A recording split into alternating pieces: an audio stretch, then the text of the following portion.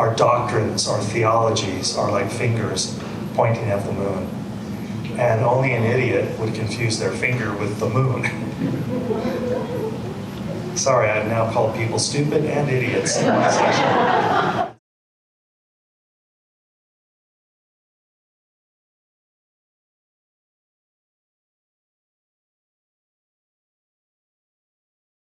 So thank you all again for coming out to our final session. I am feeling all kinds of feelings today, and I get to sleep in on the next couple of Sundays is one of them, but mostly I'm going to really miss this. I've gotten to know this room so much. I remarked to Lori as we walk in, I feel like I'm coming into a classroom for a semester-length course, but we only get to meet 5 times.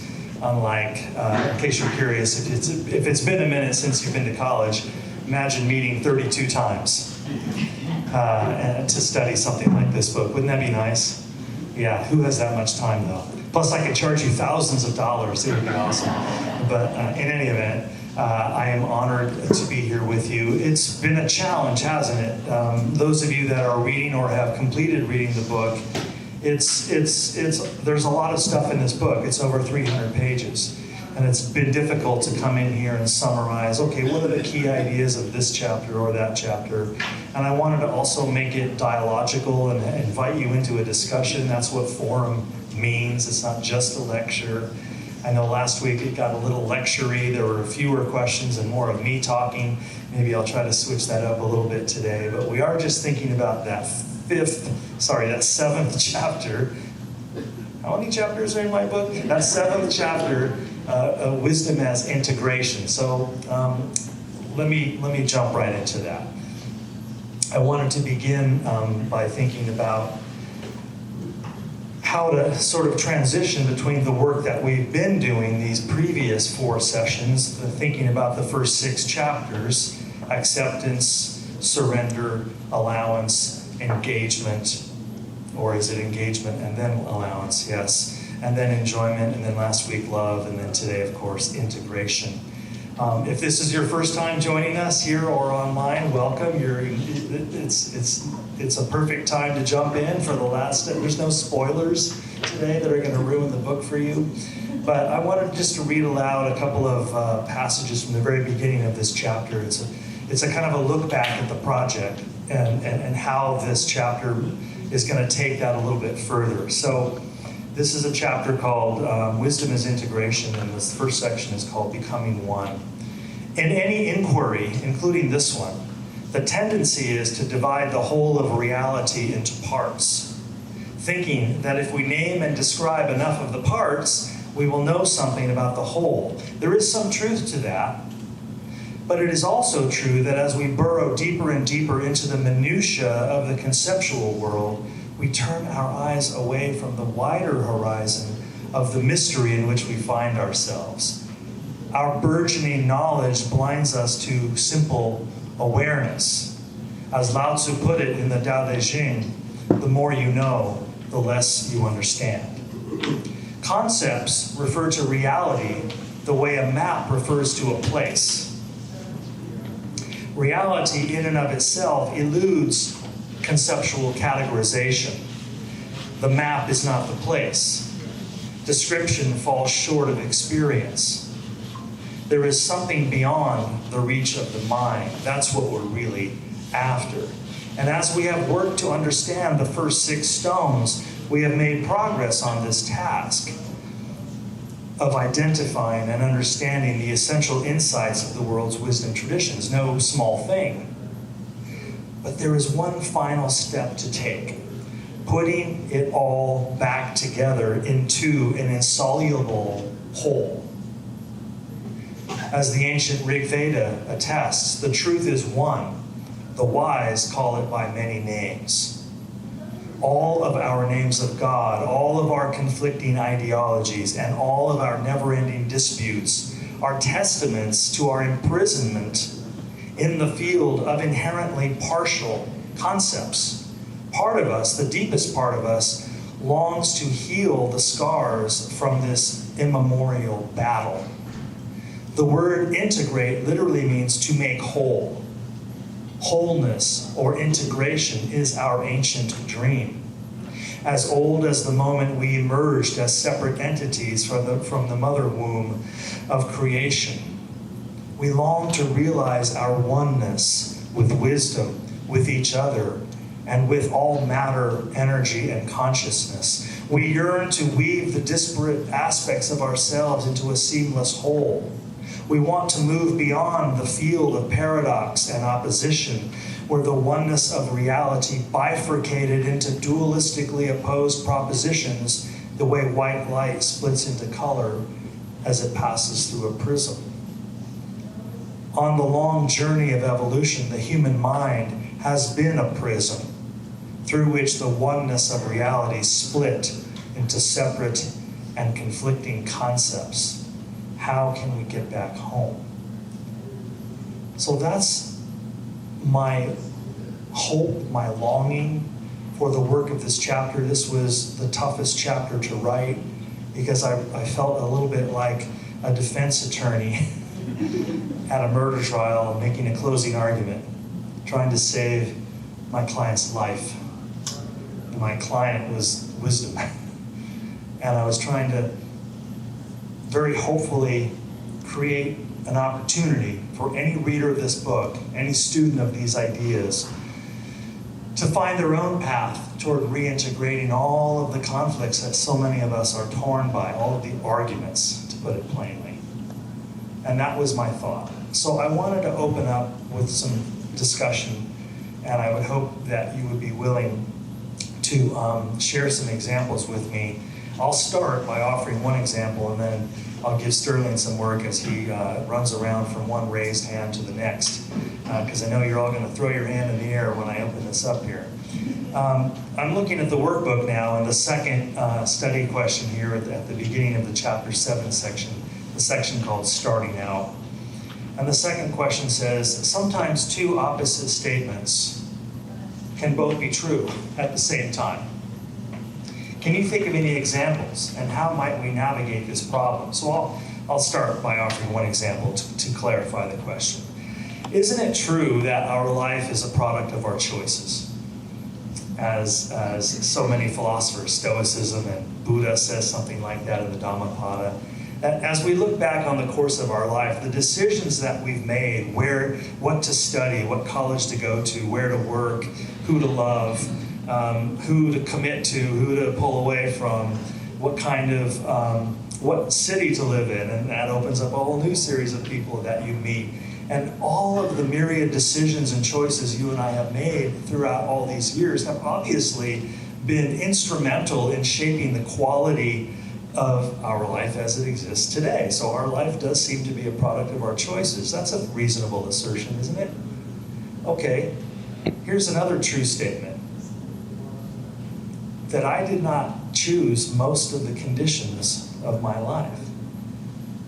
I was not consulted which family to be born into.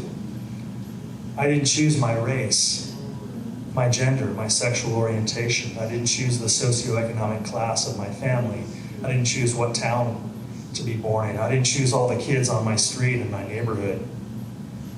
That shaped my life. If I'd been born in Indiana, I probably would have learned how to go deer hunting. They would have put a rifle in my hand at 9, and I'd know how to skin a buck. But I grew up in suburban Southern California. We didn't shoot deer. None of us had guns. We all had surfboards and guitars. And I learned how to roll a joint with one hand. That's what we did in my neighborhood. And I didn't choose any of that. This was the culture in which I was born. My parents might have chosen not to emigrate to America. I think about that all the time. I would have been born in the Netherlands. And so, as you reflect on your life, it seems like most of the factors of your life you had no choice in. So which is it? Is our life the product of our choices, or is our life the product of fate? And you can see how both of those things are true, and yet they contradict each other. Help me out here. Who wants to give me another example of two opposite truths that are both true, and yet they sort of cancel each other out? Please, let's go back here, Sterling. Sure, you start there, and there's one behind you. I'm thinking about God itself. Okay. And I think God of unity, oneness, at one point got bored being alone and decided to polarize itself into two, to create kind of an anti-God. Yeah. Now, it is the nature of polarity that they attract one another, and they must be opposite of one another. Now, we can call that anti-God devil, evil, ill, even ego in terms of our consciousness. But whatever we call it, it seems that it is something that the God chose to create. It is kind of a match made in heaven, a celestial marriage, you might say. God decided to marry this opposition because it was part of it anyway, because all-inclusive God, there's nothing outside of God, including our sins and sufferings. So, but this was an entertaining thing for the God, I think, to see us suffer through this devil, this evil, through this ego that we were invested with. We didn't have a choice for that. You know, like a spell, it just fell upon us and took hold. And so there's always a lot of suffering for us. But God was enjoying all that suffering. You know, you might say, well, this God of benevolence, how could he do that? Or it could do that. But it did it because it knew that that was a trick for us to go back home to where we belong. That unity that we are also a part of. So, yes, here's the example of how oppositions are really unified, but at the same time contradictory. Nice. No, that's a really great and confounding theological example of how the unity of divinity splits into apparent contradictory realities. So thank you for that. Good. And we have another one behind you there, Sterling? Yeah. I grew up in a German-American community, not by choice. The counsel from our very fundamentalist little church was work hard for the night is coming. And just up early, work hard, and that's redeeming. We also received counsel to back off, to avoid a type A kind of behavior for our own health, to get a yoga mat, and to rest. The New Testament has some text in that regard. So those are seemingly contradictory, and yet they're both essential. Oh, that's a nice example. Work hard because, you know, you have the power to create all of your success, but then also don't forget to let it all go and just relax and everything's going to be fine. And it's a little confusing, and I suppose many of us are thinking, well, you just find the middle path between those things. You do both. And so we're still talking about how do you unify the apparent opposites into a whole. Who has another example of two? Oh, we have one over here, Sarah. Thank you. Two different things that are both true that are kind of the opposite of each other. I rarely share this story because it's hard to believe, but I actually have proof of it. I lived in the Santa Cruz Mountains, and I was in an automobile accident. I hit an ice patch, and I went careening down the hill. And on one hand, I was holding on, it was like a roller coaster going so fast. But at the same time, I was in slow motion and watching everything around me, determining what I should do not to go into the canyon. I could see the car of young men coming, two young men, and they were talking, and I wanted them to move off so I could go through that road. Well, as circumstances, I hit them, had a very bad accident. I was in ICU for a week. Later on, I'm in bed, and I get the insurance report. And the insurance report said that the car was smashed completely into the driver's seat. And I called my brother in, who had seen the car, and says, "Dad, would you read this?" And he read it. I said, "Is this what you saw when you saw my car?" And he said, "Yeah, that's exactly how it is." And as I got in, how could I come out in one piece if the car was smashed all the way to the driver's seat? He went ballistic because he wasn't spiritual or religious. At that time, he was an atheist. He went ballistic. I don't know, and he left the room. Remarkable. Any final example? Sure. Let's add one more, please. Thank you, sir. Yeah, I was thinking there's an anonymous book. There's something called a paradox, and I think I was thinking to give it away, to keep it, in order to keep it. Okay, is that good? Sure, that's Thank a you. good one. I love that one. Yeah. No, the word paradox is exactly what we're thinking about. Para means two, and truth means, and dox means truth, roughly. And so a paradox has come to be a useful term for us to describe two truths that are yet still at odds with each other and exist in a state of contradiction. So if we have adequately made the case that truth does often arrive before us in polarities, in conflicting statements, what does that suggest about the nature of language and its alleged capacity to contain truth? It's the third question here. What does the existence of paradox suggest about the nature of language itself?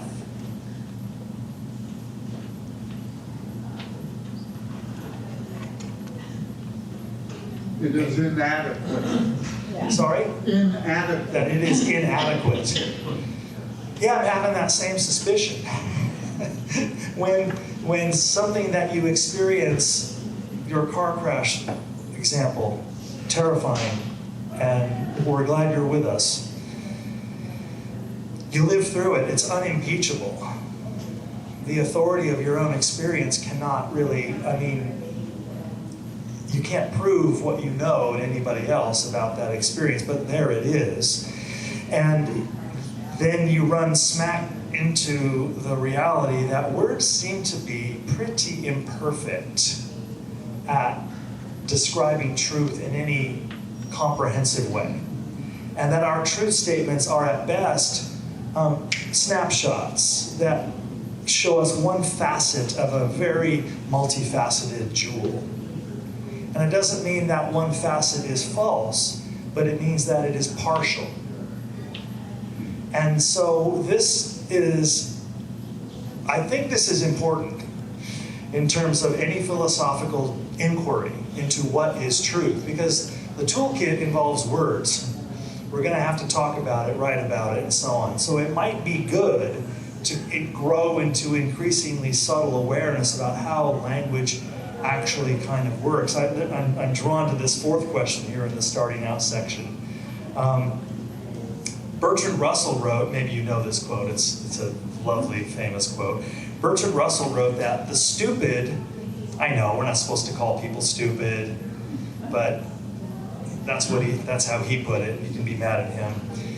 Bertrand Russell wrote that the stupid are cocksure while the intelligent are full of doubt. What does that mean to you? What do you think he's driving at there? Calvin, let's come up here. The stupid are cocksure, but the intelligent are full of doubt. What is Bertrand Russell driving at there? Well, I think part of it relates to what you're talking about, language. So unlike mathematics, Yeah. When you have a chapter called integration, it can't help but think of calculus. But mathematics, everything has a single meaning. Yeah. Language has multiple layers of meaning. And this is where we get paradoxes, because the different layers of one thing can be different from a different one.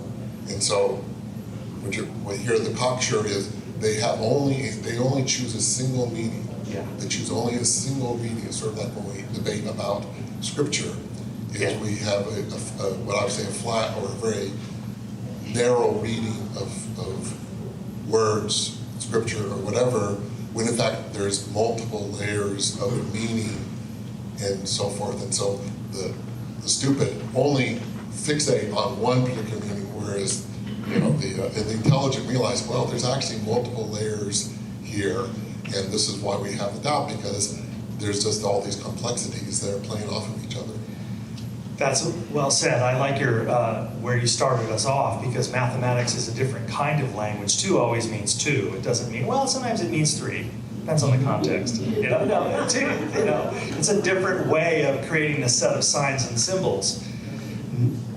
Numbers and the words we use to spell those numbers, whether you're going like this or spelling it SIX or spelling it in one of the other languages of the world, it means, this many things.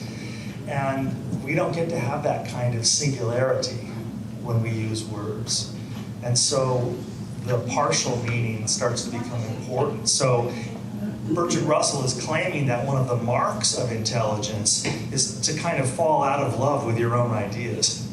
Is to have a position, have an opinion, but always be ready, as science ideally has, to throw away all your theories when new hypotheses and new evidence come along.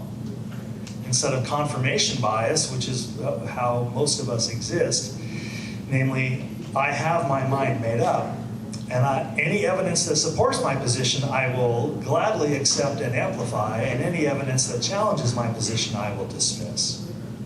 And that seems to be, unfortunately, one of the hallmarks of the way the human mind works. We tenaciously hold on to our current views and opinions and sort all incoming evidence by that bias. And it's the opposite of critical thinking, of course. The follow-up question to Bertrand Russell's quote, "The stupid are cocksure while the intelligent are full of doubt." Do you see this dynamic play out in our public discourse? Never mind. What is it about the nature of deeper discernment that makes it less susceptible to dogmatic certainty? Isn't that what Lao Tzu meant by the more you know, the less you understand? The more you live, the less certain you become. We were just talking, my friend Kent over here and I were just talking about how when we were in college, when you're younger, you're, I think, a little more arrogant and a little more opinionated, and you kind of have it all figured out. You know who all the good guys and the bad guys are, and then you get a little older and you get inside tough situations. You become maybe a boss yourself, a manager yourself in some organization, and you have to make all these horribly impossible decisions. And you realize, oh my gosh, there's a lot more moral ambiguity in the world than I thought. And then Bertrand Russell's line kind of swings into view. And that is a good jumping off point for this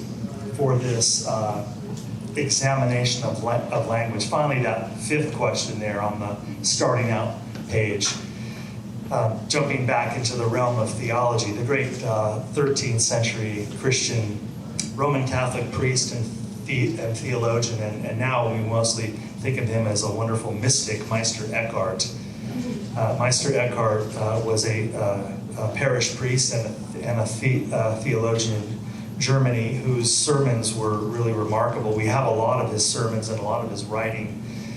He was in trouble with the Inquisition. They were coming to get him. He had the good sense of dying before they arrested him. But now, of course, as often happens to our most revered theologians, now everybody loves him.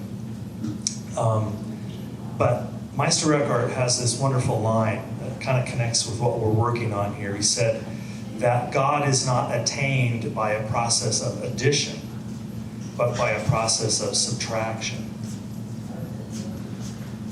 What does that quote mean to you? What do you think Meister Eckhart was talking about when he said that God is not attained by a process of adding more stuff in, but by a process of subtraction? What are some of the things we might subtract from our life in order to experience ultimate reality more clearly, more plainly, more immediately? Please, sir.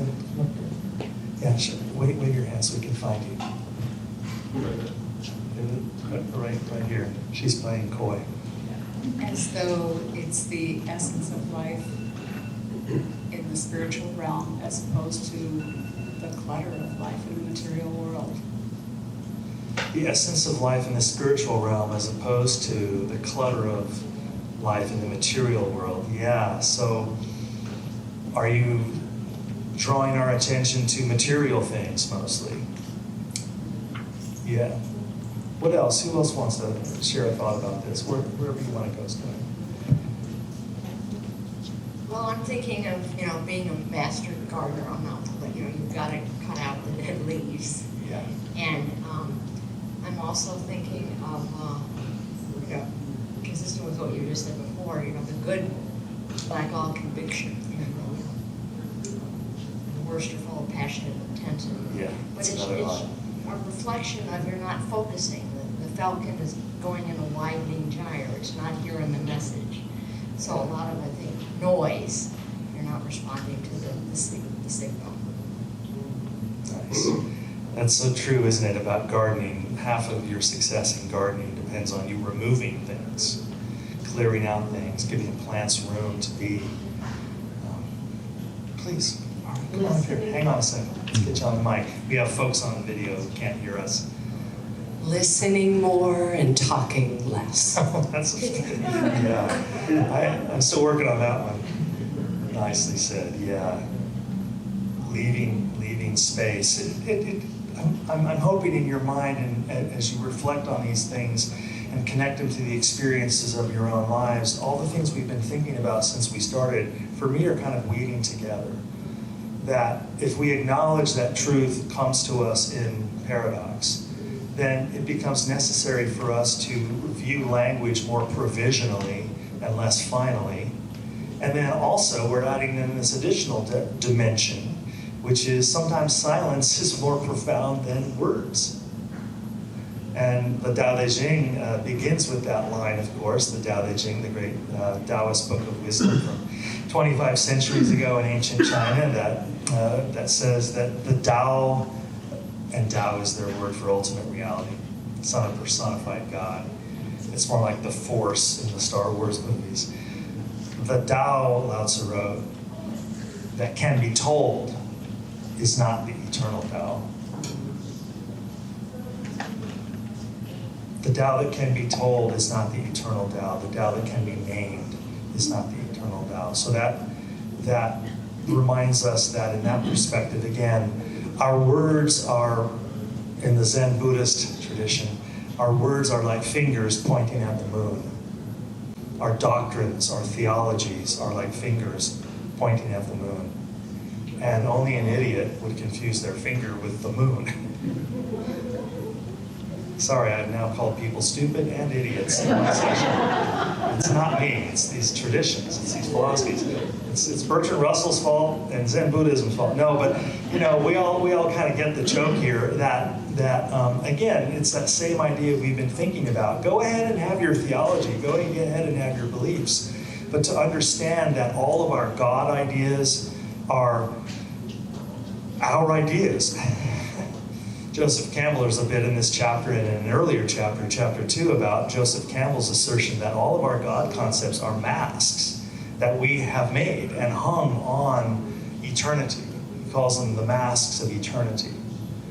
And to never forget that we made the masks. And that sometimes if you want to really get to know God, maybe you have to forget everything you think you know about God. What if our ideas, or what if the mask is the final hindrance to the experience? Is that what someone like Meister Eckhart is referring to? And the great mystics of all the world's traditions echo this same idea. Come out of your ideologies. That Hafiz poem we read. I've learned so much from God, I can no longer call myself a Hindu, a Buddhist, a Muslim, a Jew, a Christian. Love has shown so much of itself to me that I have lost all of my definitions of everything. So to enter into that oneness, that samadhi, is to move past the place where concepts have power. So this is a paradox. That we need these traditions, we need these scriptures, we need these way showers, we need these teachers, we need these teachings to show us how they moved to closer realization of those things. So it's not about throwing away all of these traditions. It's about opening up to the possibility that what if all of these traditions are maps that all work. There's a passage in the chapter where I bring up the German philosopher, the 19th century German philosopher, Wilhelm Friedrich Georg Hegel. I think I put him in the wrong order there, but you get the point. Let's just call him Hegel. And Hegel was the toughest philosopher I read in grad school. Dang near killed me. But there's an image at the beginning of his huge masterpiece called The Phenomenology of Spirit. And in that book, I think it's right at the very beginning, there's an image that Hegel gives us that I wanted to include in this chapter. And it kind of helps me navigate all the confusion that we've been thinking about so far in our session this morning. And it's the bud, blossom, fruit image. So Hegel, like any halfway decent teacher, goes to analogy or parable. And the analogy here, and it's a perfect time of year to think about this, the fruit trees, I was talking about stone fruit. Let's go with peaches or maybe pears or something.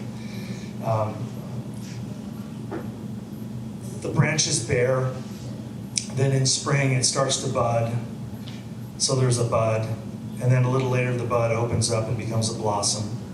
And then a little later in the spring and the summer, the blossom petals wither and fall, and it becomes a fruit. Bud, blossom, fruit. And Hegel argues, or invites us into an exploration of this question: which of those three moments is the most important moment of the process? And it's, of course, the wrong question. Which of those moments is the truth of pearness? When in fact the bud here's some really subtler pieces, right? The bud contains its own death. It contains its own negation. And he uses the word negation. So the bud is going to turn into the blossom, and the blossom is going to turn into the fruit. So the bud already contains all future stages. And when we get to the blossom is the negation or the elimination of the bud. But the blossom, of course, contains the fruit. And the fruit is also temporary, and guess what the fruit contains? Seeds. Enough to plant 1,000 orchards. And so as you and I think about our truth claims, my life is a product of my choices. That's the thesis. Let's switch to the formal language now. So the thesis is the bud, the antithesis is the blossom, the synthesis is the fruit. So here's the thesis. My life is a product of my choices. It's true. But that partial truth claim is kind of like, it needs to be addressed, it's missing something. So out of its incompletion, the second stage emerges. The antithesis, the antithesis, namely, my life is a product of fate that I did not choose. Paradox. And in the negation between the thesis and the antithesis, Hegel argues, that tension is a beautiful, powerful thing because it's an engine that is creating the continual evolution into the third moment, namely the synthesis, which is a higher truth than the first two partial truths. The synthesis in this case is our lives are the product of free will and fate.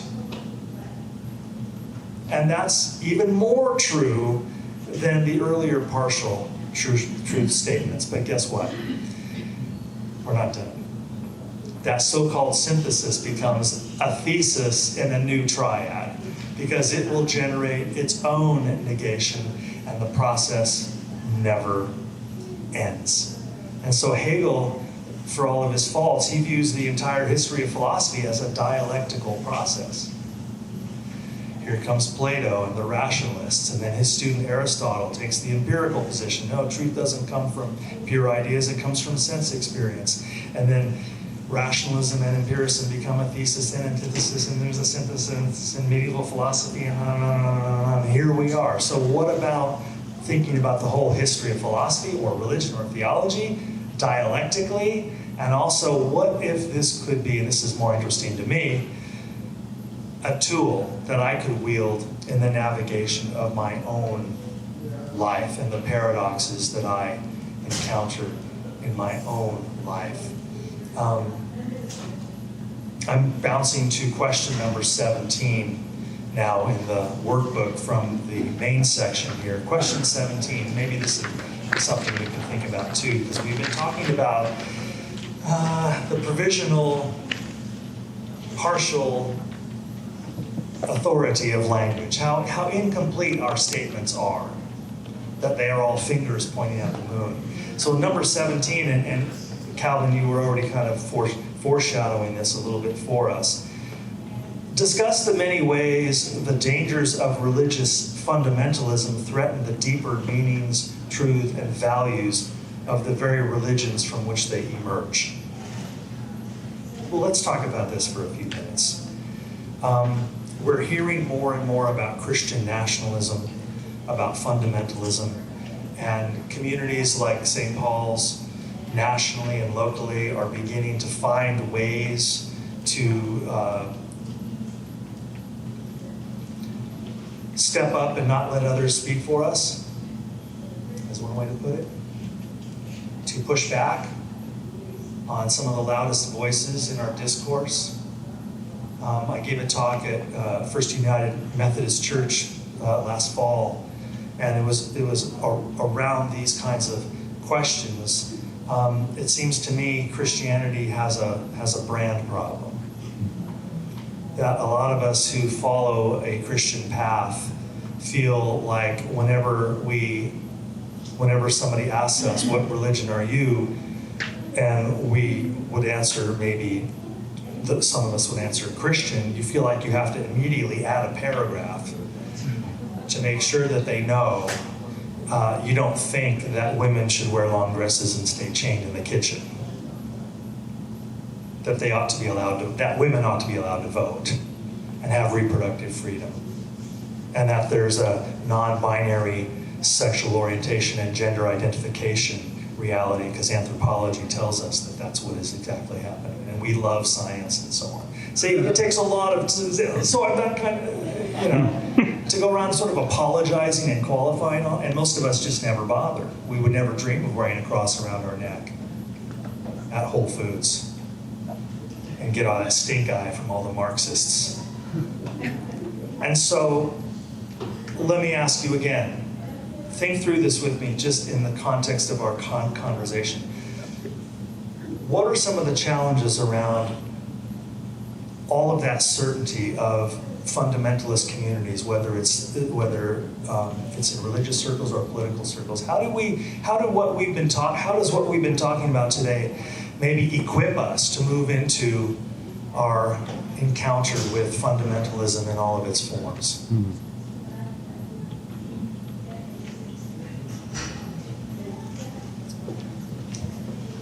Just whatever thoughts move through you as you think about that question. I had a really interesting experience this weekend. I was with some friends and we were sitting down to dinner, and I asked a question of which 3 immediately got up and walked away. Oh dear. Because they knew what was coming. I didn't know everyone there. I only knew 2. And they kind of knew my question was a trigger for the other 2 that remained along with me. And so I just... Come on, you gotta tell us what you said. You know, I can't remember what my original question was, but that's what I kept doing, was just asking questions. Yeah. So it wasn't, and it's a lot about language and words. Yeah. So what do you mean by that? And how does that impact? So it's just, I was drawing them out. Yeah. By just being inquisitive. Right. So I think being curious and helping them connect dots, and they realized they couldn't connect some of those dots, and they got up and left. So yeah, it was a very interesting conversation, but I think in asking questions and being curious is one of the better ways. Sure. Because questions stay in that middle part between paradoxes, right? Maybe. But hasn't having dinner with friends gotten challenging? Yeah. It's... Well, of course, the gay community feels particularly beaten up by the church. And the moment you say you're a Christian, they look at you like you just peed on their foot or something. And as you say, you have to go into long until you mention St. Paul's Cathedral. In this neighborhood, sure. Yeah, and then they say, oh, that's a different thing. Right. Or That's a different thing. Some other more inclusive So we communities, right. made a mark here, and I think that's our evangelism. That's when people talk about going door to door, which is a ridiculous idea to begin with. Nobody wants to have you show up at their door with a tract about Christian this and that. It's how or with solar power or anything. Right, exactly. It's just a weird marketing technique. Or don't come to my anything. house. Or how to improve your Medicare stuff. What people want to see is a church that finds itself moving in the community in ways that they like, that they see are useful, and we've done that here, and I think that's an important point that you bring up, because the community, the gay community right up the street, has very dim views about other Christian communities. Well, of course, you can only take so much trauma. Yeah. You had your hand up too, right?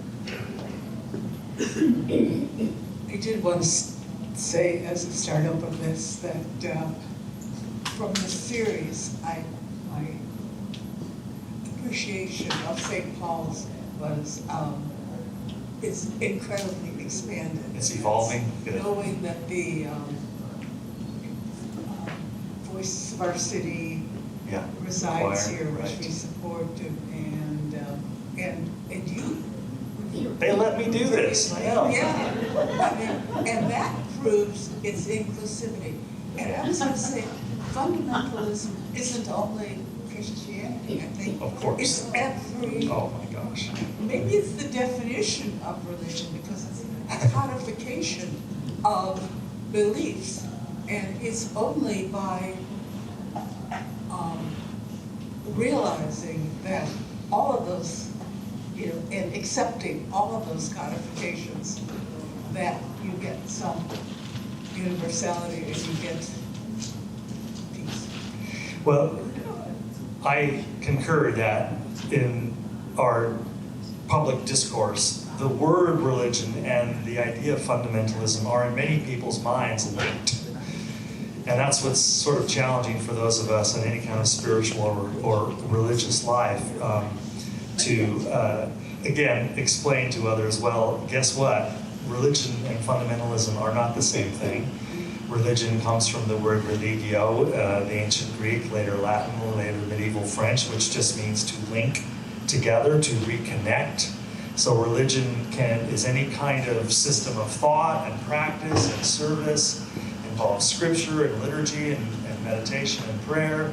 And so to have that broad sense of religiosity, maybe it's the spirituality of the Hopi and the Navajo people who don't have life and then religion. They just simply see all things through that kind of lens of spirituality. That's a very not fundamentalist kind of religion. But you're absolutely right, because this is what I referred to a moment ago as a brand problem, really, and it's a communication problem.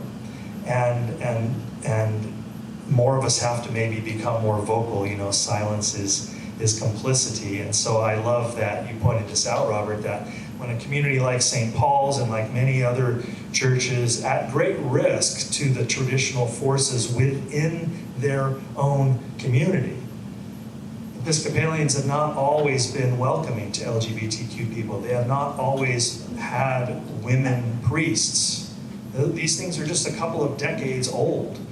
And our friends in the Methodist community, and many of us know if you study these things, Methodism and the Anglican Church, and therefore Episcopalianism, are sister communities, and our friends in the Methodist world are undergoing their own painful worldwide schisms around the LGBTQ marriage. They finally just had their first same-sex marriage union at First United Methodist Church, I think just last year. So these are wonderful changes that aren't really understood in the wider public, that there is a lot of self-examination going on. And you're absolutely right. I love that point about fundamentalism not being just a phenomenon within the Christian community. There it is found in every religion you can name. Just look at what's happening in India right now. Didn't I read yesterday that India just banned all Muslims from migrating into India? It's an astonishing example of a really right-wing MAGA nationalist movement that's gripping India right now, that is Hindu-centric, that is really hostile to other ways of life. And the Muslim and Hindu friends that I know in India are swimming as fast as they can to kind of keep their country together. As we all know, Gandhi was assassinated for this exact issue, trying to make peace between the Muslim and the Hindu communities. And he was murdered not by a Muslim. He was shot in the chest at a conference at a hotel by a fellow Hindu who resented him trying to make peace with Muslims. He wanted India to be unified after the end of British colonial rule. He failed. And so two states were created, Pakistan and India, a Muslim state and a Hindu state. And we see how well that's worked out. And they're both nuclear powers, by the way. I'm here to bring peace and serenity to you. But, so many other issues in this chapter that I'd love to spotlight and move through, but I would rather open it up here in our last 10 minutes for any remaining questions that you have or comments about all of the work in this book or something we've been thinking about this morning. Let's just open it up to a general conversation. Sterling, please. So I'm trying to integrate what you said, and the big paradox in Christianity is God was both divine and fully human. Yeah. But I'm reminded that he had to empty himself in kenosis. And Jesus had to go to the wilderness before he started his ministry. And the seed has to die first. So, and even in Lord of the Rings, they have to go to... Now you're talking my language. Go on, Lord of the Rings, yes. Well, so Lothlorien or Rivendell before they go out on their quest. Right. And I was just reminded of Reverend Leach coming to our Peace and Justice Committee. We've got to kind of look inward ourselves before we go out and try to change the world. So maybe I'm trying to integrate it as a developmental process, that you have to kind of empty yourself and look inward before then you are required to listen before you act, but you're also required to speak up.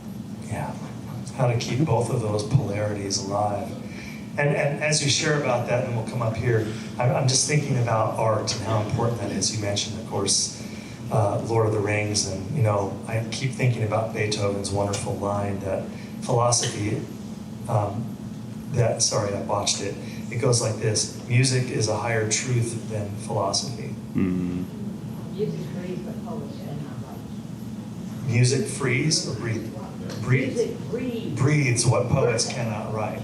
Sure, because again, poetry and language are grounded in, poetry and philosophy are rooted in words. And then we end up, this was the hardest part about majoring in philosophy in college, especially grad school, was we just spent a lot of time defining words. Freedom. What does freedom exactly mean? Who gets it? Who doles it out? What is its relationship with power? And then, going beyond sloganeering. Justice, well, what exactly is justice again? Shall we have a federal minimum wage? That's what Martin Luther King marched to Washington for. The March on Washington was a march for economic freedom and economic justice and a national minimum wage. He's got a ways to go before we get there, but that reminds me that this is what I love about film. Lori and I watch a lot of movies. There's something about the visual medium and the music of film, which I also love to pay attention to, and a few words. But the stories of characters, whether in Robert's novels or in any other work of literature, about getting to experience through a so-called fictional character the tension between and the struggle within about these polarities, about these different truths, and becoming aware of moral nuance and moral ambiguity. That helps me figure out what position to take about the Israeli-Hamas war. and to realize, oh my gosh, there are so many perspectives and nuances. Please, let me stop and bring you in. This is partly personal. I know it has taken you 14 years to read this book. Yeah. And how could you assess your evolution over those 14 years? You'd have to ask Lori about that. I don't know. That's a great question. 14 years writing this book. It lived in my computer. It lived in my hard drive as a Word doc until the last year when I finally got to the printer. But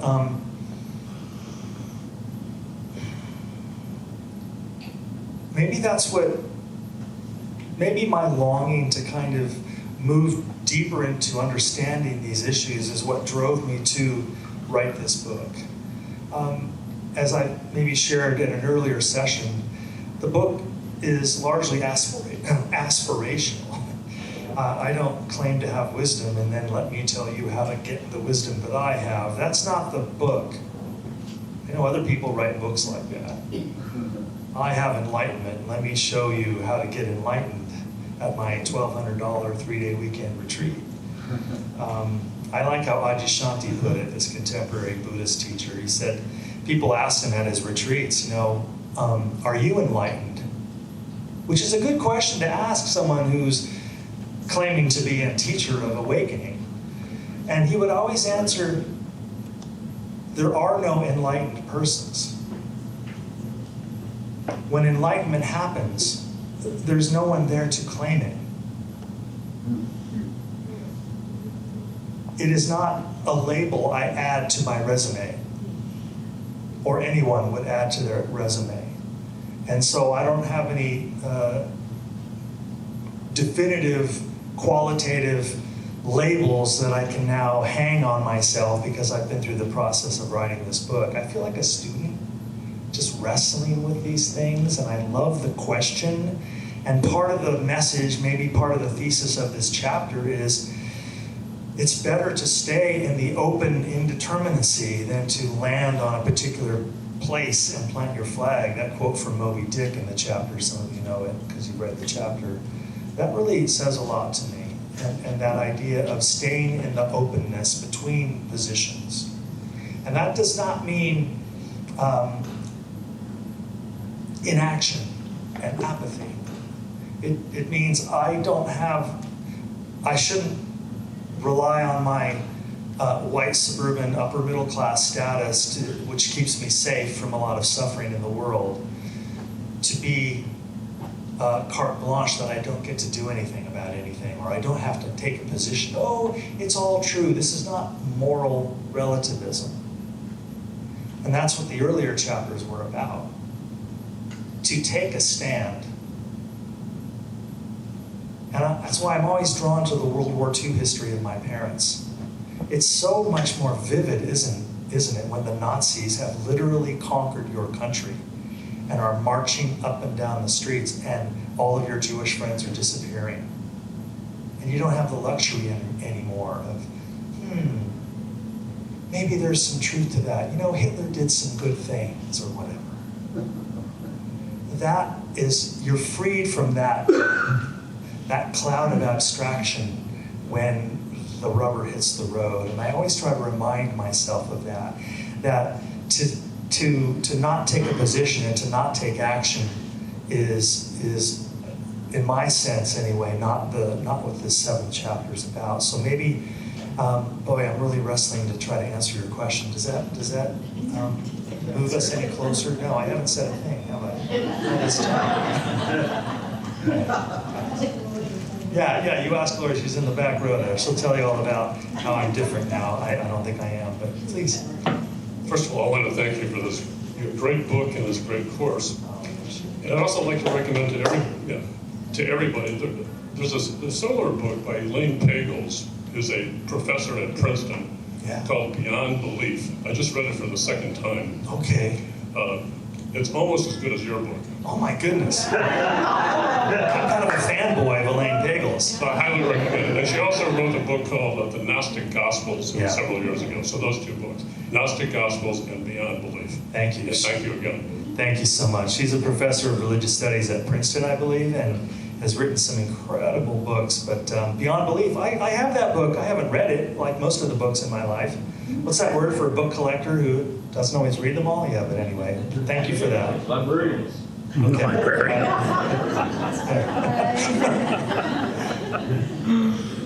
Oh yeah. Let's do one more with Robert, and then we need to wrap. If I can just hog another moment here, and Next time, bring your cello, though. The cello chorus is not quite dead yet, but as we went through all of this, I was reminded that the realm of music, we go there because it's a pure realm. It's a perfect realm. And if you don't think so, then you haven't met my cello teacher, and who says to me things like, Robert, that wasn't exactly a C sharp, you know. And yet the cello has no frets. Right. So you have to find that thing on there. And the search for that is what's very satisfying. When you get there, you're part of that wonderful, perfect realm. And so the rest of your life can just be a mess. But I got that one thing. Yeah, but you go play a musical instrument and play it, at least try to play it well, and you've entered into a realm that doesn't put up with anything less than perfection. Either the note's right or it isn't, as evidenced by what we hear every Sunday in this church.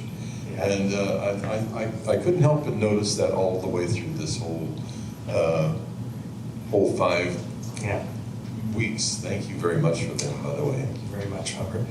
Well, I want to simply invite any of you who want to follow up with this. You can always reach me at my website, peterboland.com, or just Google my name. There's a contact button there. You can drop me an email if you want to follow up with anything. If you don't have a digital copy of the workbook, it's free on that same website. You can download it into your device, print it out for all of your friends. There's a mailing list at my website too. I send out maybe 8 newsletters a year. I'm not going to share your information with anything, I promise.